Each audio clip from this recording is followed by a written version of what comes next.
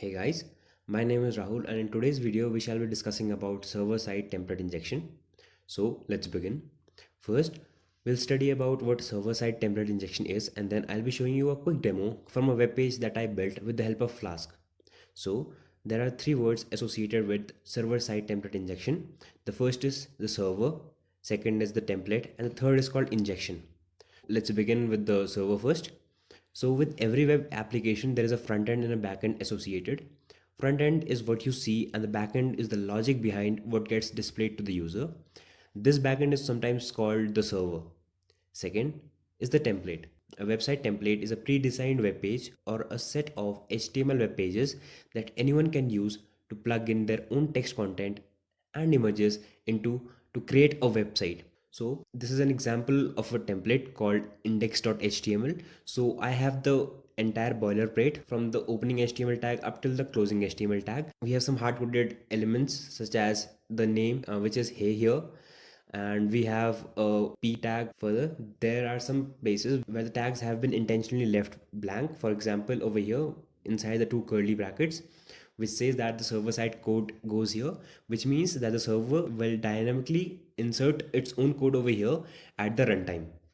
So why would a server enter its own code in a HTML template? So this might happen because the web designer wants a different layout or a different information to be displayed when different users get logged in. For example, he might show a different template or a different layout to Bob, whereas he wants to display something else to Alice, depending upon their own interests, like Facebook shows you or Instagram shows you. Finally, we have what is called injection. So this occurs when an attacker is able to inject a malicious payload into a template which gets executed in the server side. So template engines are designed to generate web pages by combining fixed templates with volatile data, like just I showed you, where the server side was actually putting its own code inside a predefined template. So this is provided either by the server or the user at the runtime.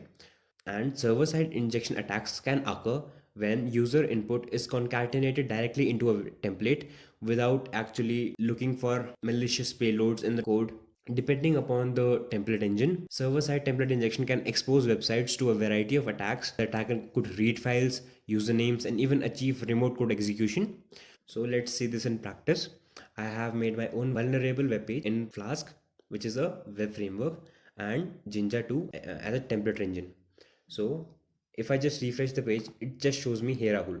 But according to the backend script that I have written, if I pass it a parameter name with any value, it just gets reflected in the web page. For example, I passed in ls as the value to the parameter name.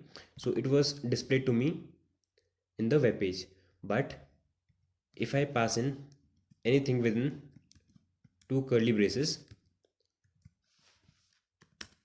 it gets executed in the backend and the results get thrown out. For example, I passed in 5 star 5, which is equivalent to 5 into 5 in Python. So after some computation that the server did in the backend, I was provided with 25 as an output. Besides this, a user could even trigger XSS.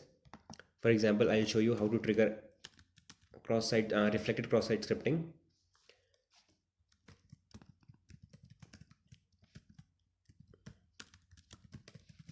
So I was able to trigger a reflected cross-site attack.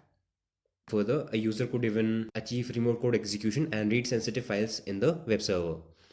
So thank you guys. If this video was useful to you in any way, make sure you hit that like button and subscribe to my channel. Thank you.